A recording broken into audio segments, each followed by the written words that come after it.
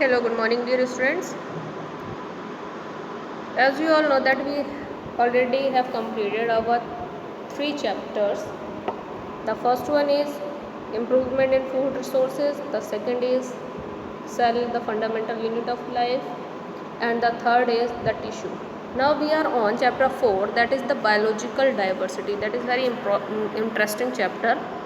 We have already uh, know about the covering areas. Biological diversity, it totally depends on the living organism. So in this chapter the topics are, you can see, first of all I have to zoom it. Okay, you can see it very clearly. Now you can see the biological diversity, what is classification. इसमें हम ये सारे topics के बारे में पढ़ेंगे. Hierarchy of categories group, the most important. Various system of classification, 5 kingdom classification, kingdom Monera, Protista, Fungi, Animalia, Plantae and Animalia. Then next is the classification of phylum Chordata and its nomenclature. So we are having so many topics in this chapter, and this chapter is very interesting. You can see, what do you mean by biological diversity? The diversity means dispersed, फैला हुआ, चारों तरफ जो भी चीज़ें हमारे चारों तरफ जो living organisms, biological means living organism and diversity means जो स्कैटर्ड है, फैली हुई हैं, और चारों तरफ हम लिविंग ऑर्गेनिजम्स को, प्लांट्स हैं और एनिमल्स हैं, उनको देखते हैं. We are totally discussing about these terms in this. Animals और प्लांट्स जो हमारे चारों तरफ पाए जाते हैं, उनकी ये क्वालिटीज़ बनाई गई हैं. ओके, इनमें टोटली हम प्लांट्स और एनिमल्स के बारे में ही बात करेंगे. Various types of plants and various types of animals. तो बायोलॉजिकल डाइवर्सिटी में हमारे लिविंग ऑर्गेनिजम्स में कौन कौन आते हैं? We are having living organism, they all are totally plants and animals. तो ये हमारे हो गए living organisms. We also come in the category of animals because we are our body is closely similar to the animals. So we come in the category of animals. तो plants और animals के बारे में जो हम scattered area है उनके बारे में हम यहाँ डिस्कस करेंगे. कितने टाइप्स के प्लांट्स हैं, एनिमल्स हैं, क्या क्या उनका क्लासिफिकेशन है, वो चीज़ देखेंगे. First of all we are going to discuss about what is biological diversity. So we have to focus on this term very well. अभी मैंने आपको बताया है बायोलॉजिकल डाइवर्सिटी का मतलब, the meaning of biological is the living organism and diversity means scattered और spread area. जहाँ जहाँ लिविंग ऑर्गेनिजम्स फैले हुए हैं उन सब के बारे में हमें इसमें पढ़ना है. एक वाइड रेंज में हैं और बहुत ज़्यादा क्वांटिटी में पाए जाते हैं. इनके बारे में हम, इनकी कम्युनिटीज़ के बारे में इसमें पढ़ेंगे. ओके, तो बायोलॉजिकल डाइवर्सिटीज़ ऐसा नहीं है, उनके हैबिटेट के अकॉर्डिंग हम बात करें तो बायोलॉजिकल डाइवर्सिटीज़ आपकी लिविंग ऑर्गेनिज्म आपकी जो है वो वाटर में भी पाए जाते हैं और लैंड पर भी है और एयर में भी है. तो ये सारी की सारी क्या है, इनकी बायोलॉजिकल डाइवर्सिटी है. मतलब तीनों स्पेयर्स में ये इनको फाइंड आउट होते हैं. Okay, discussing about the biological diversity. The definition is, biological diversity is the occurrence of different types of organism. तो हमने अभी बात करी, इनमें डिफरेंट टाइप्स ऑफ ऑर्गेनिजम्स हमारे कितने टाइप्स के होते हैं? 2 तरीके के होते हैं. ठीक है, ऑर्गेनिजम्स की बात करें तो हमारे 2 तरीके के होते हैं, लिविंग ऑर्गेनिजम्स और नॉन लिविंग ऑर्गेनिजम्स. ठीक, अगर हम बात करते हैं ऑर्गेनिजम्स के फैक्टर, तो यहाँ ऑर्गेनिज्म जो है लिविंग ऑर्गेनिजम्स में हमारे आते हैं totally plants and animals. Okay, plants और एनिमल्स ये हमारे लिविंग ऑर्गेनिजम्स हैं. नॉन लिविंग में तो various types of, we do not have to understand in this chapter. Okay, so different types of organisms and their variant is in different types of communities in particular region. तो particular region में इनका पाया जाना, अगर आप Himalayan reason में देखें कितने lots of trees, animals, various types of, कितने जंगलों में देखेंगे आप तो कितने वेरियस टाइप्स के वहाँ पर अलग अलग डिफरेंट स्पीशीज़ के उनके प्लांट्स देखने को मिलेंगे. सारे के सारे प्लांट एक जैसे नहीं होते, सब डिफरेंट क्वालिटीज़ के होते हैं. हम ह्यूमंस अगर ऑर्गेनिजम्स में अगर आते हैं, एनिमल्स में, तो देखते हैं we are know about various types of animals scattered around us. तो यही सब जो लिविंग ऑर्गेनिज्म हमारे चारों तरफ पाए जा रहे हैं, this is known as the biodiversity. तो एक रीजन, पर्टिकुलर रीजन इनकी कम्युनिटी को दिया गया है, तो आप इसको ईजिली देख सकते हैं. Diversity of organism communities is influenced by the features of land, water bodies, depend on the climate, pollution, human interference.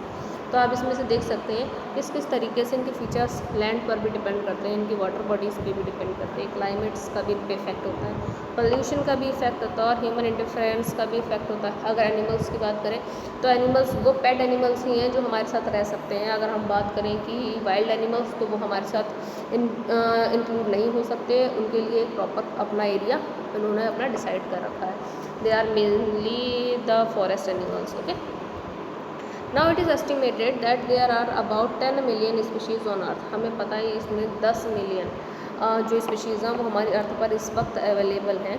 ठीक है, the presently known number of living species is 1.7 और 1.8 मिलियंस के बारे में हमें केवल स्टडी है। 10 मिलियन में से केवल इतनी हमें इनके बारे में स्टडी है, बाकी के बारे में हमें कोई स्टडी नहीं है, कोई स्पेसिफिक फीचर्स हमने फाइंड आउट नहीं किए। Now Who was the discoverer? The term biodiversity was used by Walter G. Rosen. ये साइंटिस्ट थे, उन्होंने सबसे पहले डाइवर्सिटी को नाम दिया कि हम जहाँ भी जाते हैं वहाँ नए नए तरीके के प्लांट्स, एनिमल्स, उनकी क्लाइमेट के अकॉर्डिंग, उनके क्या कहते हैं आउटर कवरिंग के अकॉर्डिंग वहाँ पर हर चीज़ अलग अलग तरीके की पाई जाती है। अगर हम डेजर्ट में चले जाते हैं तो वहाँ पर सारे कॉनिफेरस ट्रीज़ जो स्पाइंस वाले होते हैं, कैक्टस वगैरह, वो पाए जाते हैं। वहाँ के एनिमल्स भी अलग होते हैं। तो ऐसा क्या रीज़न है जो ये सब अलग होते हैं? तो इन्होंने इस तरीके से इनकी बायोडाइवर्सिटी की रिसर्च की और उन्होंने बताया। कौन थे वो? Walter G Rosen. कब की थी? 1986 में। And denote the unique and endless variety of living organism in a given week. तो उन्होंने सभी लिविंग ऑर्गेनिजम्स के बारे में स्टडी की कि हर एक ऑर्गेनिज्म जो है वो क्लाइमेट के अकॉर्डिंग अपना प्रोड्यूस होता है। Now we are focusing on the next topic that is causes of biodiversity. क्या कारण हो सकते हैं बायोडाइवर्सिटी के? ठीक है, क्योंकि हमें लिविंग ऑर्गेनिजम्स को क्या होता है, सर्वाइव करना पड़ता है। अगर वो डिफरेंट एरियाज़ में भी चले जाते हैं, उनके अकॉर्डिंग क्लाइमेट नहीं है, फिर भी उसे क्या करना है, अडॉप्ट करना है। तो वो क्या होता है, वो अपने आप को सर्वाइव करता है, अपने आप को इस लायक बनाता है कि वो वहाँ के क्लाइमेट से क्लाइमेट को क्या कहते हैं सक्सेसफुली रीच कर सके और आराम से अपनी लाइफ को स्पेंड कर सके। तो यही कारण हो सकते हैं लिविंग ऑर्गेनिज्म की बायोडाइवर्सिटी के। You can see living organism are found in land, water and air, जो कि मैंने आपको पहले भी बताया है। ये इनके हैबिटेट में काउंट होता है। They can live always in any type of environment from the polar ice caps, बर्फीली जगहों पर भी रहते हैं, on the equator, from the mountain tops पर भी यहाँ ऑर्गेनिजम्स पाए जाते हैं, top of the ocean deeps पे भी पाए जाते हैं प्लांट्स और animals. Accordingly to survive in different environment organism develops various morphological and physiological adaptation. अब आप उनके देखोगे हर जगह का एनिमल, हर जगह का प्लांट अलग क्वालिटीज़ को शो करता है। यहाँ पर बेसिकली हम डेजर्ट प्लांट्स को ग्रो नहीं कर सकते। Some of the species can reach in the our climate, but जहाँ पर जो अगर स्नो के प्लांट्स हैं तो वो केवल स्नो में ही ग्रो अप कर सकते हैं। अगर हम उनको यहाँ लाएंगे तो वो क्या होंगे, प्रॉपरली डिस्ट्रॉय हो जाएंगे। तो ये सब इफेक्ट जो है इन्वायरमेंट का बहुत ज़्यादा इन पर पड़ता है, जिसकी वजह से हर एक ऑर्गेनिज्म अपने क्लाइमेट के अकॉर्डिंग, अपनी टेम्परेचर के अकॉर्डिंग, अपने इन्वायरमेंट के अकॉर्डिंग वो अपनी बॉडी को स्ट्रक्चर और फंक्शन को शो करता है। This leads to variations in the appearance. इसी की वजह से हर एक का फीचर अलग होता है, हर एक की बॉडी अलग होती है। अगर हम देख लें यहाँ के चाइनीज़ देखते हैं अगर आप, तो वहाँ की बॉडी में ऐसे, वहाँ के क्लाइमेट में ऐसा क्या पाया जाता है जो उनके फीचर्स अलग होते हैं। मॉर्फोलॉजिकली वो हाइट में भी ज़्यादा नहीं होते हैं और आइज़ भी उनकी बहुत छोटी छोटी सी होती हैं, कलर भी बहुत फेयर होता है। तो वो वहाँ का क्लाइमेट, और अगर हम अपने यहाँ के क्लाइमेट की बात करें, we are having the brownish colour और ये कॉमन रेड वाइट क्या कहते हैं आपके ब्लैक हेयर्स होते हैं प्रॉपरली। और अगर हम अमेरिकन की बात करें तो they are totally very bright in colour, और उनके बालों का जो कलर, हेयर कलर होता है वो कैसा होता है, ब्राउनिश होता है। तो ये सब क्या है, क्लाइमेट का इफेक्ट हर एक ऑर्गेनिज्म में पड़ता है, जिसकी वजह से वो अपने फीचर्स को शो करते हैं। डिफरेंट जगह, डिफरेंट स्पेस प्लेसेस के बारे में बात करें तो डिफरेंट प्लेसेस के डिफरेंट ऑर्गेनिजम्स आपको देखने को मिलेंगे। सेम प्लांट्स के साथ यही है, सेम एनिमल्स के साथ भी यही। तो क्लाइमेटिक फैक्टर का बहुत इफेक्ट पड़ता है किस पर, ऑर्गेनिजम्स पर। Now, change in genetic material also introduce morphological changes leading to the biodiversity. अगर हमारे यहाँ अगर इंडियंस में अगर किसी का जेनेटिकली चेंज हो जाता है, जेनेटिक मटेरियल चेंज हो जाता है, तो इसकी वजह से भी क्या होता है, बहुत ज़्यादा इफेक्ट पड़ता है। कभी कभी ऐसा होता है कि किसी इंडियन ने अगर अमेरिकन से शादी कर ली, तो अगर उनका बेबी जो ऑफ स्प्रिंग होता है, तो वो कैसा होता है, वो अगर जो है अमेरिकन की तरह हुआ, तो वो क्या हो गया, उसका जेनेटिक मटेरियल चेंज हो गया, तो वो उसकी स्पीशीज़ को ग्रो अप करेगा। तो ये क्लाइमेटिक फीचर्स भी इनके देखने को मिलते हैं। Now different levels of expressing biodiversity कौन कौन सी हो सकती हैं? जेनेटिक जीन्स का बहुत इफेक्ट पड़ता है बायोडाइवर्सिटी पर, डाइवर्सिटी पर पॉपुलेशन का बहुत इफेक्ट पड़ता है, diversity of species with in a community, ecosystem diversity. तो हम इनके बारे में बात कर लेते हैं। Genetic variability with in a species में क्या होता है, जेनेटिक वेरिएबिलिटी आप देखेंगे अगर, तो जीन्स के चेंज होने की वजह से इनमें बहुत सारे चेंजेस देखने को मिलेगा। अगर एक फ्लावर की बात करें, फ्लावर का कलर उससे चेंज हो सकता है, height of the plant change हो सकती है, जीन की गड़बड़ होने से बॉडी का साइज़ चेंज हो सकता है, एनिमल का कलर पैटर्न, स्किन चेंज हो सकती है। ओके, तो ये क्या हो सकते हैं, ये सब जेनेटिक वेरिएबिलिटीज शो हो रही हैं बायोडाइवर्सिटी में। अगर पॉपुलेशन की बात करें, तो diversity of population of a species इस तरीके से it represent difference among the organism and different population on the same species. Population की वजह से वो क्या होते हैं, स्पीशीज़ का अगर डाइवर्सिटी काउंट करते हैं, तो हम एक जगह पर देख सकते हैं कि पूरा का पूरा हिरन का डियर्स जो होते हैं वो ग्रुप बना करके रहता है, तो इनकी स्पीशीज़ एक ही जैसी होती है, एक ही जैसे स्पीशीज़ के पाए जाते हैं। ठीक है, कभी कभी ऐसा होता है कि पूरी कम्युनिटी होती है, कहीं पर कम्युनिटी में सारे के सारे डिफरेंट स्पीशीज़ भी पाई जाती हैं। जैसे कि आप देख लें, एक प्रॉपर एरिया फॉरेस्ट है, वहाँ पर लाइन भी है, वहाँ पर टाइगर भी है, वहाँ पर आपका डियर भी रहते हैं, वहाँ पर वेरियस टाइप्स ऑफ एनिमल्स, तो ये इनकी कम्युनिटीज़ में आ जाते हैं। ओके, तो ये हमारी हो गई कम्युनिटी और ये स्पीशीज़ के बारे में। जहाँ सिमिलर टाइप्स के पाए जाते हैं वो स्पीशीज़, जहाँ अदर टाइप्स भी इन्वॉल्व रहते हैं वो कम्युनिटी रहती है। जीन वेरिएशंस, जीन्स की गड़बड़ी की वजह से भी हमें कुछ क्वालिटीज़ डिसिमिलर देखने को मिलती हैं, उनके प्लांट की हाइट भी कम हो जाती है। हमारे यहाँ भी डाइवर्सिटी देखने को मिलती है, डिफ्रेंसीशन अगर हम बात करें, तो सभी हम लोग एक जैसे नहीं हैं, सब लोग बिल्कुल अलग अलग हैं, और ये सब क्या है, जेनेटिक वेरिएबिलिटीज़ में आते हैं। ठीक है ना। इकोसिस्टम डाइवर्सिटी क्या है? इकोसिस्टम डाइवर्सिटी में आप अगर बात करते हैं, तो it is expressed in terms of various communities. बहुत सारी कम्युनिटीज़ इसमें आ जाती हैं। इसमें आप पॉन्ड इकोसिस्टम के बारे में भी बात करते हैं, और टेरेस्ट्रियल भी आती हैं, एक्वेटिक भी आते हैं, सभी तरीके के हैबिटेट्स इसमें इन्वॉल्व रहते हैं। ठीक है, मेगा डाइवर्सिटी, सबसे ज़्यादा डाइवर्सिटी कहाँ की पाई जाती है, देखते हैं। द वार्म एंड ह्यूमिड, जो गर्म इलाके होते हैं, tropical regions on the earth living lying between the Tropic of Cancer and the Tropic of Capricorn, ये दो जगह हैं अर्थ पर, हैव रिच डाइवर्सिटी, बायोडाइवर्सिटी। क्यों वहाँ की ज़्यादा होती है? क्योंकि वहाँ पर ज़्यादा लोग सर्वाइव कर सकते हैं जीने के लिए। आपने देखा होगा ठंडे इलाकों में क्या होता है, ज़्यादा जो पॉपुलेशन रेट है वो बहुत कम होता है। क्यों? क्योंकि वहाँ पर ज़्यादा ना एनिमल्स आपको देखने को मिलेंगे, ना ज़्यादा ह्यूमन बींग्स देखने को मिलेंगे, ना ज़्यादा प्लांट्स ही ग्रो अप करते। क्यों? क्योंकि उनको प्रॉपरली अडेप्टिव कंडीशंस नहीं मिल पाती जिससे कि वो ग्रो कर सकें। केवल वही ग्रो कर सकते हैं जो वहाँ पर रह सकते हैं, वहाँ की जो इफ़ेक्ट है उनको झेल सकते हैं, एक तरीके से हम बात कर सकते हैं। ठीक है, तो इस तरीके से केवल वही एनिमल और प्लांट्स और ऑर्गेनिजम्स सर्वाइव कर सकते हैं जिनके अंदर क्वालिटी है वहाँ के क्लाइमेट को जो है अपने ऊपर अप्लाई कर सकते हैं, वही वहाँ पर लिविंग रह सकते हैं, बाकी के सारे डेड हो जाते हैं। तो वहाँ पर आप कम क्वालिटी देखते हैं, मगर हाँ, जहाँ पर गर्म इलाका होता है वहाँ पर आप ज़्यादातर जो है डाइवर्सिटी देखने को, पॉपुलेशन रेट हाई होता है। प्लांट्स, एनिमल्स और माइक्रो ऑर्गेनिजम्स भी वहाँ ज़्यादा होते हैं। These regions together called the mega diversity centre, और ये दोनों रीजन्स मिल करके सबसे ज़्यादा मेगा डाइवर्सिटी का रीजन बनते हैं। They contain more than half biodiversity of the world, दुनिया के संसार की सबसे ज़्यादा बायोडाइवर्सिटी इन्हीं दो रीजन्स में पाई जाती है, इसीलिए इसे मेगा डाइवर्सिटी कहते हैं।